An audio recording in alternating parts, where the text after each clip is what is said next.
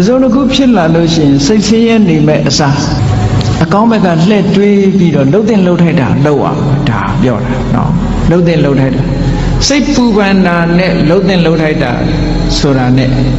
တခြားစီတချို့ကမကောင်းတာဖြစ်ပြီဆိုလို့ရှိရင်စိတ်ထဲကပူပန်ပြီးတော့ဘာလို့မှမသိညာလို့မှမသိစိတ်တွေဆင်းရဲပြီးတော့အဲ့လိုနေတယ်အဲ့ဒါလို့မဟုတ်ဒါအဖြေမဟုတ်ဘူး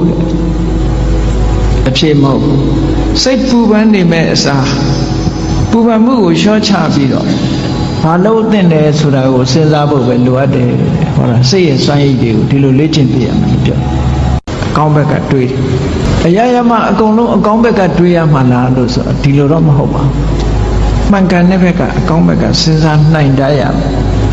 အဆိုးဘက်ကကြီးကြည့်လို့ရှိရင်